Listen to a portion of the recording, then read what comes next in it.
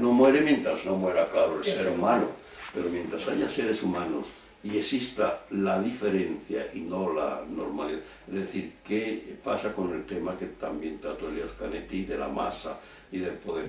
En un campo de fútbol puede haber 100.000 espectadores, o en una concentración política, cuando estos días que hemos pasado en Cataluña, por ejemplo en Barcelona, dices que hay 2 millones. Hay 2 millones, no, hay una persona que gritan al mismo tiempo ante una bandera, ante un color, ante un himno, ante unas palabras.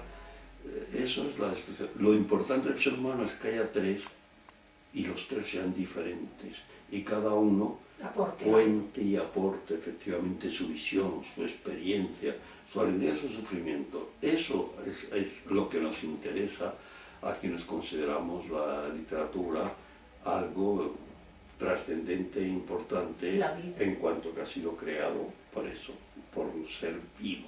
Es que por la literatura transcurre la vida. Sí, sí, efectivamente. ¿Cuándo es buena literatura? Efectivamente. Y eso, pues bueno, desde el punto de vista a mí, no hablo del futuro, pero el que sea joven en este momento, porque escribir es vivir, y eso lo hemos dicho muchas veces, y quiera vivir escribiendo, se dará cuenta de que escribiendo también vive. Y lo único que le va a importar es encontrar un lector. Un lector que puede ser 1, 10, 100.000, me da igual, pero un lector auténtico, no un comprador, no el que adquiere la mercancía igual que compra pues, un determinado detergente, un producto de comida, o va a esos también conciertos donde se aúlla ante 100.000 personas que gritan al unísono, pero y escuchar simplemente en silencio un cuarteto de Beethoven o una música de Mozart en silencio y solo. Eso es lo que nos hace humanos. Lo otro no, también en el Calvero pueden reunirse 100.000 monos y aullar y gritar y todo eso. Pero eso no es ni sensibilidad, ni arte, ni pensamiento, ni emoción.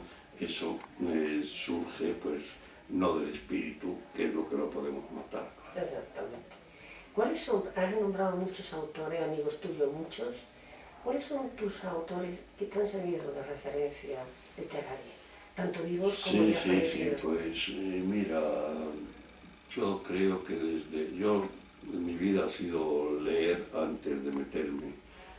Muchas veces ahora te arrepientes de cosas que has hecho, pero también son experiencias que has vivido, pero mi vida desde los 10 años fue la lectura.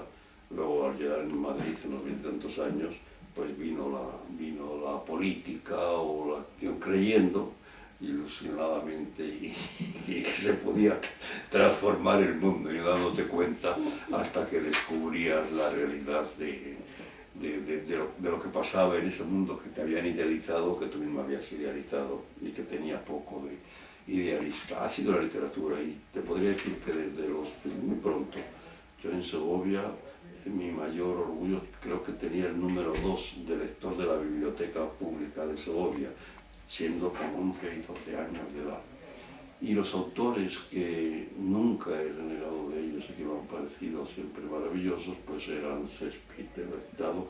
Como novelista, Thomas Mann me influyó absolutamente. La montaña mágica. La montaña mágica, ahí es donde podemos incidir en que la montaña mágica lo he leído 5 o 6 veces. Cada ciertos años, bueno, la novela, y hay libros que lees una vez y no te sirven. Entre poetas ya te he citado a Machado. Yo creo que si esta sociedad estuviera poblada con miles de Machados, no estaríamos como estamos en este momento, eso es claro. Y Machado fue uno de mis escritores también predilectos. Y luego, claro, también, y eso ya es de cara al futuro, fue un desgarro terrible cuando empecé a leer y era mejor a Kafka o a Camus. Porque ahí estaba lo que uno busca y también estaba la concepción de un mundo que yo creo que nadie ha sido tan capaz como Franz Kafka de darse cuenta de los desvaríos, por no hablar de las atrocidades del siglo XX. Es que es muy cómodo, a veces las cifras no nos dicen, pero si uno se queda en silencio y lo piensa decir, te pueden decir, en el siglo XX hubo 700.000 200.000 millones de personas muertas en las guerras, en los campos de exterminio. ¿Y qué son 1.000 millones de personas? Nada. Una cifra. Una cifra. Y sin embargo, cada persona era un mundo. Exacto. Y habíamos asesinado. Es decir, eso Kafka fue el que primero casi lo vio. Y luego Albert Camus descubrió, y por eso un hombre que había militado en el Partido Comunista Francés. Desengañado también. Claro, absolutamente. Yo recuerdo, es una anécdota, y aunque va para el libro que escriba, te lo puedo decir, que la primera vez que yo fui a la Unión Soviética, era en los años 60, a la vuelta, me llevaron a casa de Santiago Carrillo, y claro, él, camarada, estarás entusiasmado, volverás. Dije, yo lo único que te digo es que si viene alguien del interior, no le invites que vaya, digo, salvo que vaya, como por ejemplo iba mi amigo Rafael Alberti con los ojos cerrados y solo queriendo triunfos y condecoraciones. Pero si lleva los ojos abiertos y ve más allá de donde le guían, donde le sitúan, donde le invitan a comer y todo eso, se va a quedar aterrorizado y vas a perder a uno de tus camaradas. Entonces, eso Él también tuvo problemas en el Partido Comunista Francés. ¿Quién? A mí, sí, hasta que... Y la de disputas con Sartre Con también. Sartre, no, hasta que afortunadamente para él, porque quizá los comunistas perdieron a un ser humano, pero los demás éramos a un escritor. Fantástico. Efectivamente. El extranjero es una locura. Y te lees sus cuadernos donde habla de moral, de política, de sociedad. Cualquier obra de Albert Camus nos denota lo importante que es un escritor que se libera de todas las ataduras para escribir por sí mismo, con sus ojos. Esto me lleva a otra pregunta, Andrés. ¿Consideras que la literatura y la política hacen un buen maridaje? ¿Son compatibles? ¿Tiene que estar la literatura de un determinado escritor al servicio de una ideología? Has hecho la típica pregunta que se lleva, la pregunta que se lleva años y años cuestionando a muchos escritores.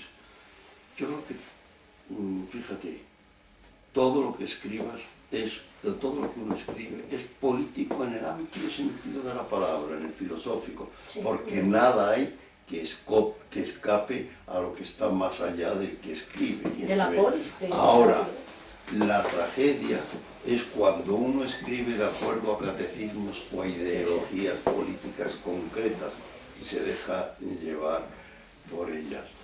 Eso es muy malo para la literatura y a la política no le da nada. Yo creo que todos los catecismos son malos porque, y en esto voy a contradecir a un ídolo de todas las gentes de izquierda, el que dice que era Gramsci, cuando escribe aquello de la verdad es siempre revolucionaria. No, para mí la verdad no es revolucionaria, porque la verdad supone algo cerrado, enquistado en que la verdad existe. Si la verdad existiera, no tendríamos las dudas sobre la vida, la muerte, la existencia, el poder político. Para mí lo que es siempre revolucionario son las dudas, precisamente. Y el escritor es un ser que vive en las dudas, porque entre otras razones nadie puede saber en verdad la realidad de por qué estamos, de dónde venimos, toda esta historia.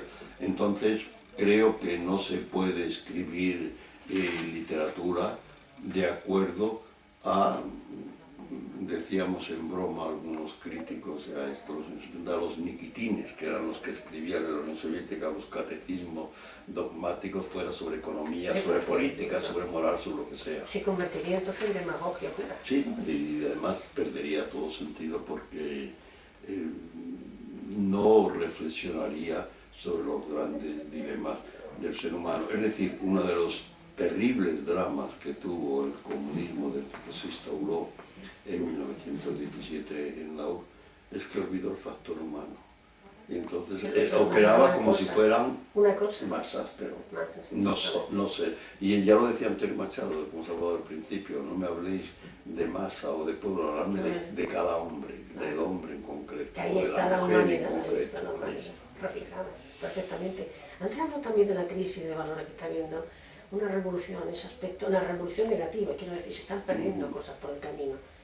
¿consideras que uno de los factores que están influyendo en esto es precisamente, voy a nombrar una frase de Mario Vargas Llosa, la sociedad del espectáculo en la que estamos viviendo, que todo tiene que ser light, fácil, cómodo, no hacer pensar, como si el ser humano tuviera miedo de llegar a adentrarse en ciertas profundidades, no llegar a conocer su propia verdad?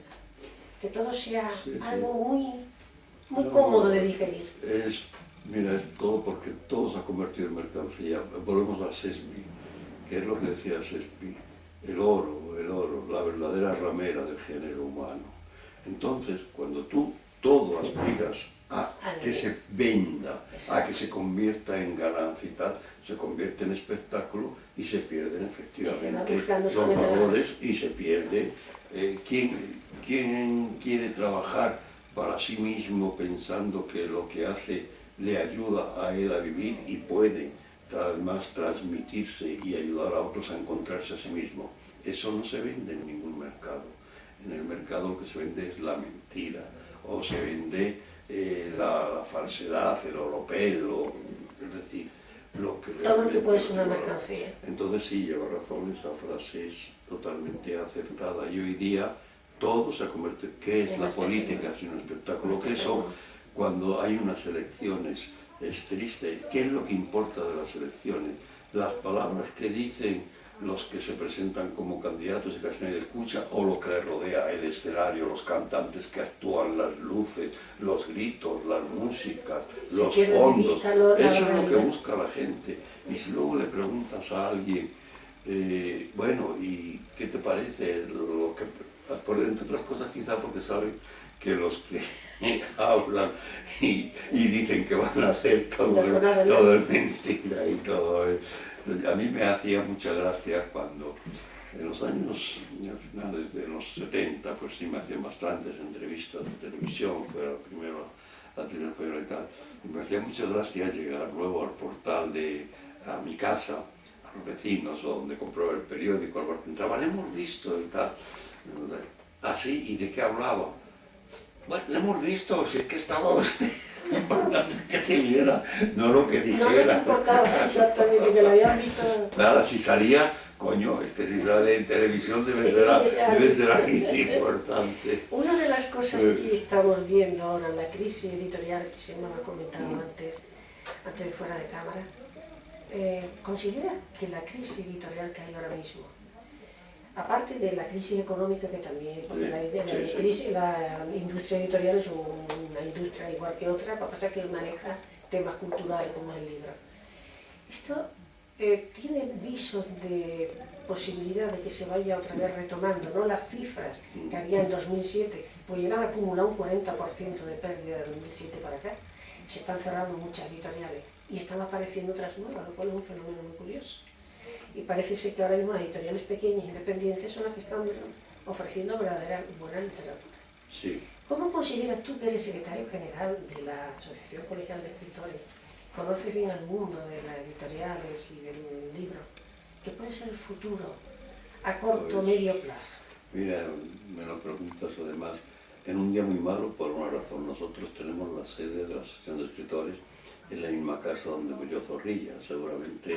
Sí, yo el despacho que tengo es donde quizá él trabajaba, pero debajo de esa sede hay una librería que es emblemática, yo veía gente, siempre venían de Argentina, de Chile, porque está especializada sobre todo en psicoanálisis y en psicología, independientemente de que viva todo.